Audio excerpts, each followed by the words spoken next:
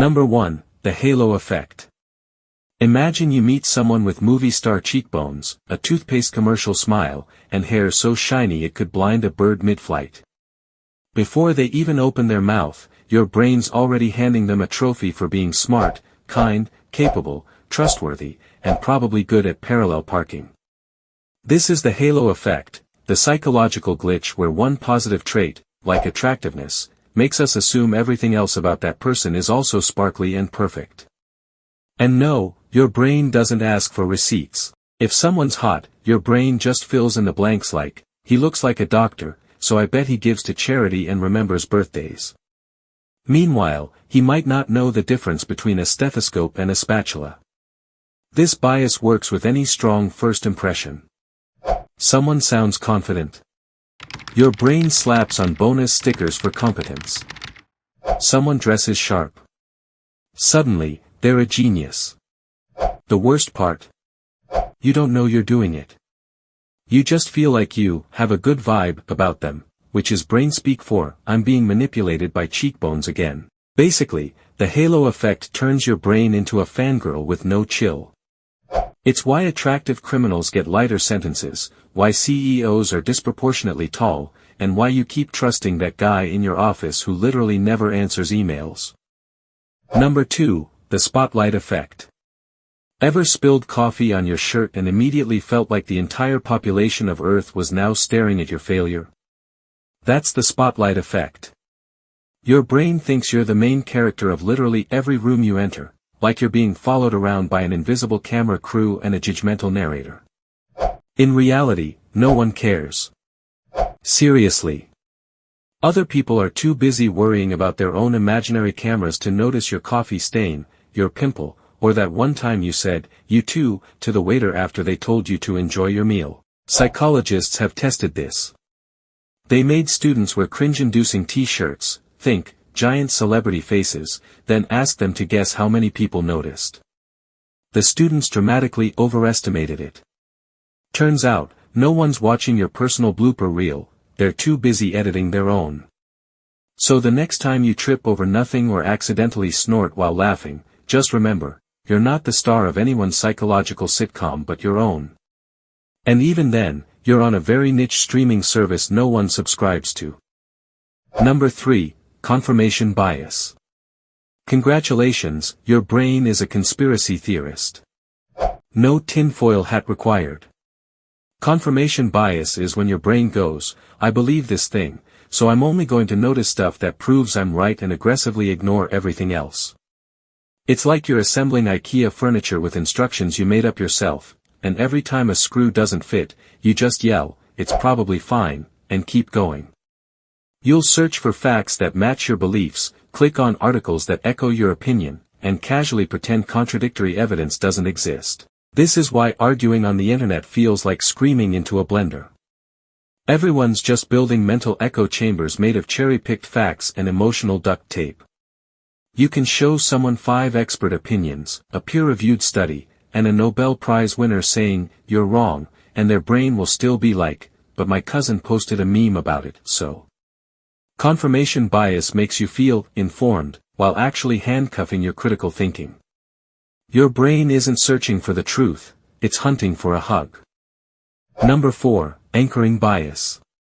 You walk into a store and see a toaster marked, was $500, now only $99. Your brain starts throwing confetti and chanting, deal, deal, deal, because it's comparing the new price to the old one, even though, let's be real, who was buying a $500 toaster in the first place? That's anchoring bias. It's your brain's habit of clinging to the first number or fact it sees and using it as a mental anchor, even when it makes 0 sense. It works in negotiations, shopping, test scores, everything. You could be told a totally random number, and it'll still warp your decisions. In one study, people spun a wheel that landed on a random number before guessing how many African countries were in the UN. The higher the number on the wheel, the higher their guess. The wheel was rigged. It had nothing to do with geography. And still, boom, mental anchor dropped. So yeah, your brain is out here doing math based on nonsense. Every price tag, every comparison, every limited time offer, it's all designed to exploit your mental anchor and drag your wallet into the sea. Number 5, the Dunning-Kruger Effect. Here's a fun psychological plot twist: the less you know, the more confident you feel. That's the Dunning-Kruger Effect, a beautiful little brain malfunction where people with low ability at something wildly overestimate how good they are at it. Ever met someone who just started learning guitar and is already planning a world tour? Or someone who read one Wikipedia article on vaccines and now thinks they should debate an immunologist? That's Dunning-Kruger in action. Meanwhile, the actual experts, the ones with degrees, lab coats, and crippling student debt, are quietly sitting in the corner wondering if they're even qualified to eat solid food. Your brain is supposed to keep a self-awareness meter running. But if you don't know enough to realize how much you don't know, your brain throws its hands up and just guesses, you're probably crushing it. It's not just annoying, it's dangerous. The most vocal, confident people in the room are often the least informed. And the real experts? They're busy checking their sources for the 6th time, just in case. The Dunning-Kruger Effect, because nothing screams, "I'm a genius," like deep ignorance and a PowerPoint presentation. Number 6, negativity bias. Let's say 20 people compliment your new haircut. One person says you look like a haunted mushroom. Guess what sticks in your brain for the next 48 years? Yep. That one comment. That's negativity bias, your brain's charming little habit of gluing itself to bad experiences while yeeting the good ones into the void. Blame evolution. Back when saber-toothed tigers were a thing, it was more useful to remember what almost killed you than what made you feel warm and fuzzy. But in today's world, your brain is still hoarding negativity like a doomsday prepper collecting emotional canned goods. That's why you can scroll past 100 positive reviews and still obsess over the one that said your small business is mediocre at best and smells like cheese. Or why one awkward social moment replays in your head like a cursed TikTok loop. The worst part? The negativity doesn't even have to be true. Your brain will still highlight it in neon and assign it an emotional theme song. Basically, your mind is the kind of person who reads one bad tweet and cancels their whole day. So if you've ever felt personally attacked by a random look from a stranger or couldn't stop thinking about that one time you waved back at someone who wasn't waving at you, congrats, you're running negativity bias on full power. Number 7, the Backfire Effect. Here's a psychological gem for your next argument. When people are confronted with evidence that contradicts their deeply held beliefs, they actually double down on their original opinion. Logic? Science? Facts? That's cute. The Backfire Effect is like your brain saying, "Thanks for your perspective. I'm going to believe my nonsense even harder now." It's why trying to change someone's mind on the internet is about as effective as trying to baptize a cat. Not only does it not work, it often makes things worse. Because once your brain ties a belief to your identity, attacking the belief feels like attacking you. So your mental defense system kicks in, flails around, and builds an even taller emotional wall. This is why debunking conspiracy theories doesn't magically snap people out of it. And why your uncle still thinks the moon landing was filmed in a Denny's. The more you show him he's wrong, the more he believes he's being persecuted for knowing the truth. It's not just stubbornness, it's brain wiring. We're all a little guilty of this. Our minds crave consistency, not truth. So sometimes, reality has to take a seat while ego drives the car straight into a wall. Number 8, the just world hypothesis. Your brain really wants the world to make sense. Like, really bad. So bad, in fact, that it'll twist logic into a pretzel just to believe that people always get what they deserve. That's the just world hypothesis, the comforting, and totally false, idea that good things happen to good people, and bad things only happen to, well, jerks.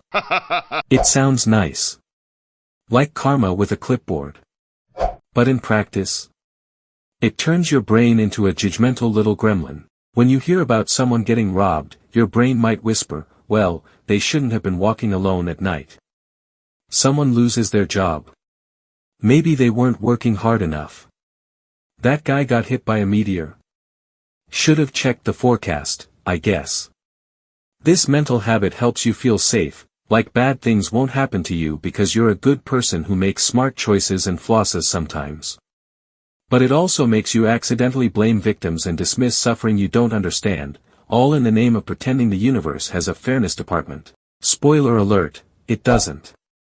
Life hands out nonsense like a drunk bingo caller, and your brain's fantasy of universal justice is just another psychological security blanket.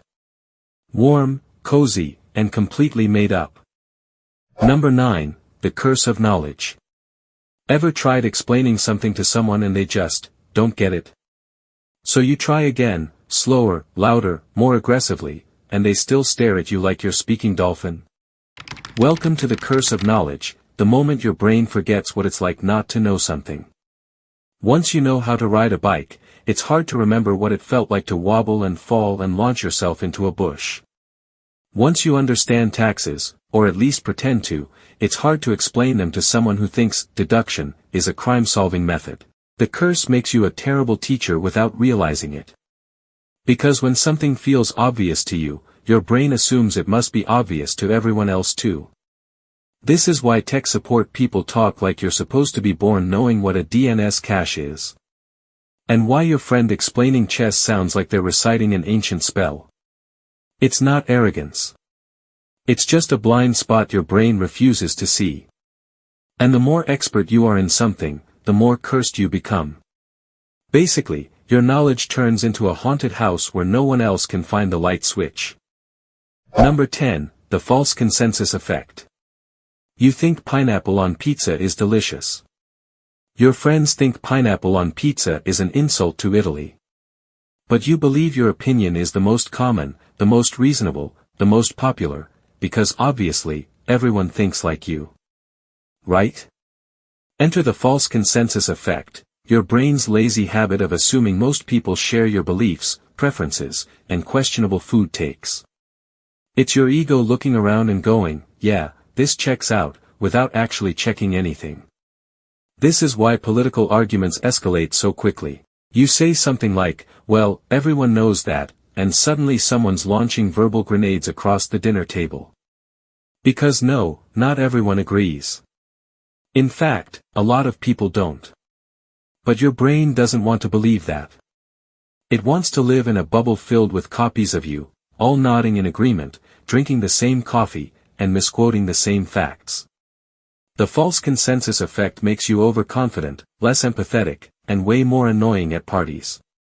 It turns honest disagreement into personal betrayal, and it's one of the sneakiest psychological filters warping your reality every single day.